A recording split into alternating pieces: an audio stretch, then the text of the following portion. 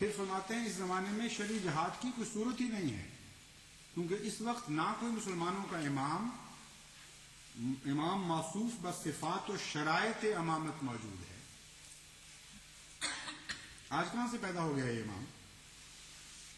کیا اس امام کے پیدا کرنے کے لیے فوجی حکومت درکار ہوا کرتی؟ کب مذہب کی دنیا میں خدا تعالیٰ نے فوجی حکومتوں کے ذریعے امام قائم کروائے تھے؟ فرماتے ہیں موصوف بس صفات و شرائط امامت موجود ہونا چاہیے، اور نہ ان کو ایسی شوکت جمعیت حاصل ہے جس سے وہ اپنے مخالفوں پر فتح یاب ہونے کی امید کر سکیں۔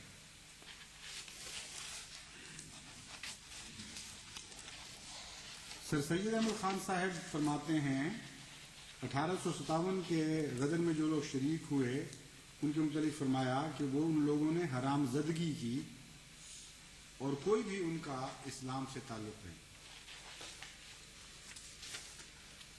اعلی حضرت سید احمد رضا خان صاحب بریلوی، امام اہل سنت بریلوی فرقہ، فرماتے ہیں ہندوستان دارالاسلام ہے، اسے دارالحرب کہنا ہرگز صحیح نہیں۔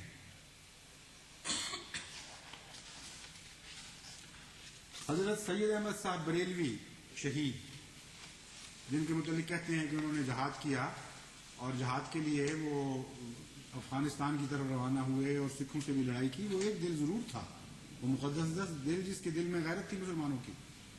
لیکن جہاں تک انگریزی حکومت کا تعلق ہے، آپ کے سوانح نگار سوانح احمدی کلام کے صفحہ 71 پر لکھتے ہیں سرکار انگریزی کو گو منکر اسلام ہے۔ فرماتے ہیں یہ ہوا یہ واقعہ کہ حضرت سید احمد صاحب بریلوی رحمۃ اللہ علیہ مجدد 13ویں صدی سے متعلق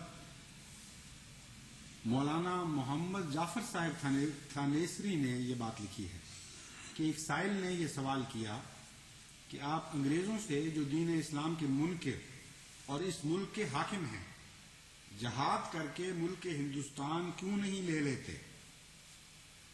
آپ نے فرمایا سرکار انگریزی گو منکر اسلام ہے مگر مسلمانوں پر ظلم اور تعدی نہیں کرتی اور نہ ان کو فرض مذہبی اور عبادت لازمی سے روکتی ہے۔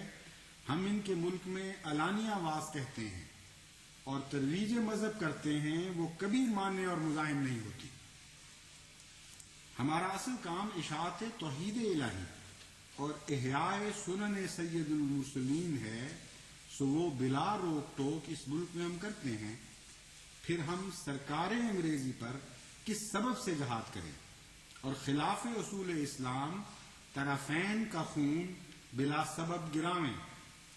یہ جواب باسواب سن کر سائل خاموش ہو گیا اور اصل غرض جہاد کی سمجھ گیا۔ مگر ان علماء کو جو آج بول رہے ہیں احمدیت کے خلاف، ان کو آج تک سمجھ نہیں آئی۔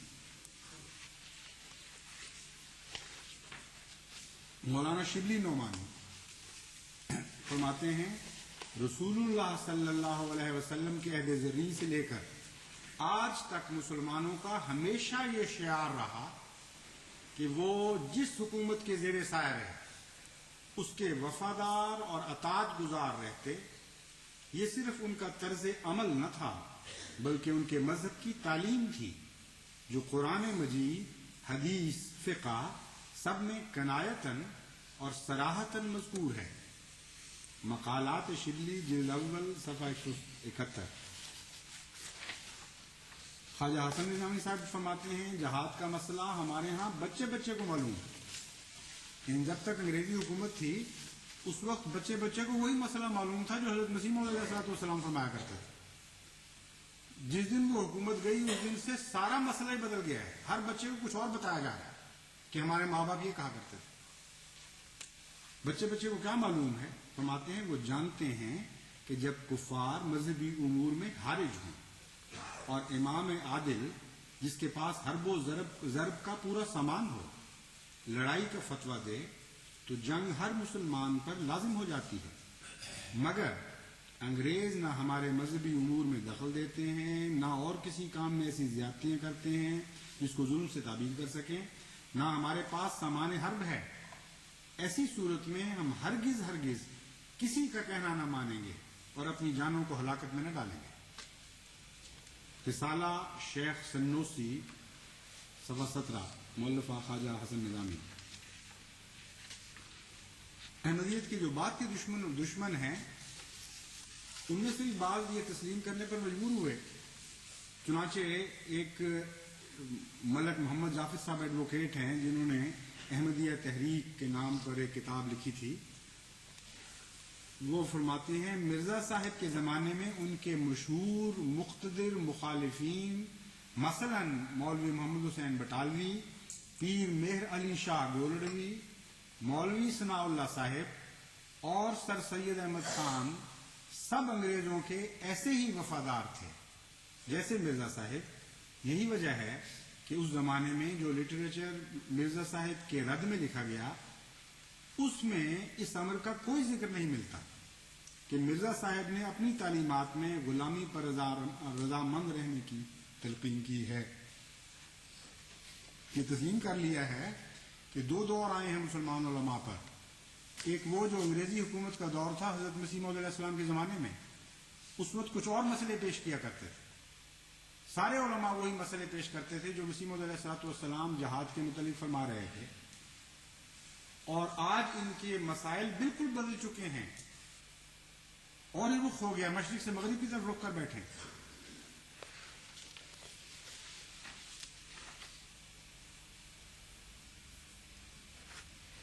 حوالے تو بے حد ہیں لیکن میں اب اس پہ ختم کرتا ہوں بعض تازہ حوالوں پر۔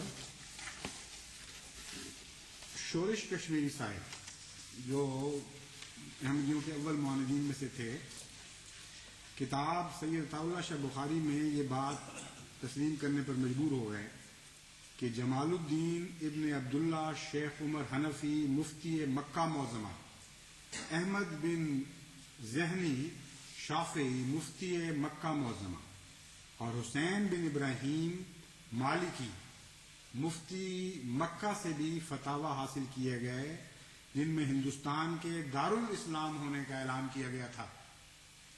تو کون سی بات باقی رہ گئی ہے؟ کہاں کے مولوی بولیں گے؟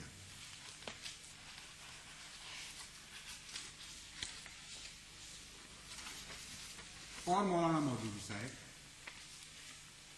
جنہوں نے حقیقت جہاد لکھی، جنہوں نے اور کتب میں بھی اپنے جہاد کے متعلق ایسی تعلیم دی جس کا کوئی مسلمان ہوش و حواس والا مسلمان تو تصور بھی نہیں کر سکتا کہ آن حضرت صلی اللہ علیہ وآلہ وسلم کے جہاد کے متعلق ایسے ظالمانہ خیالات کا اظہار ہو سکتا ہے۔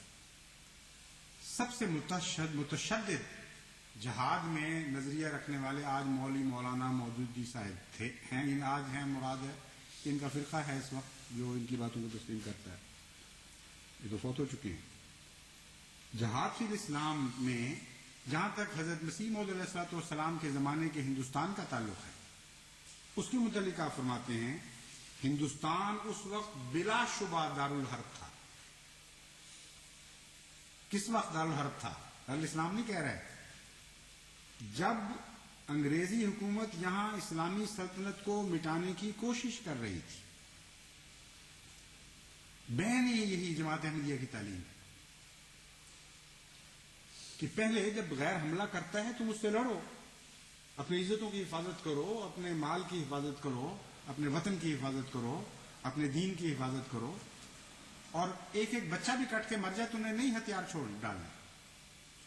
اس وقت دارالحرب ہوتا ہے، اس وقت ہر قسم کا دفاع جہاد اسلام کہلا سکتا ہے۔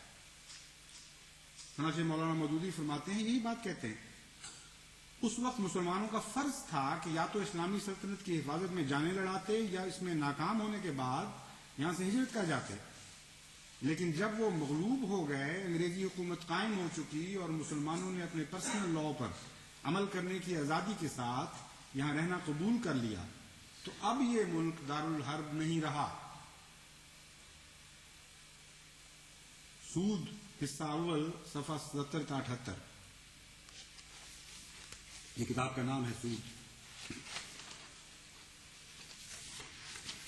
اور جلالت الملک شاہ فیصل میں اس سال 1385 ہجری حج کے موقع پر رابطۃ العالم الاسلامی مکہ مکرمہ کے اجتماع میں فرمایا، اے معزز بھائیو، تم سب کو جہاد فی سبیل اللہ کا علم بلند کرنے کے لیے بلایا گیا ہے۔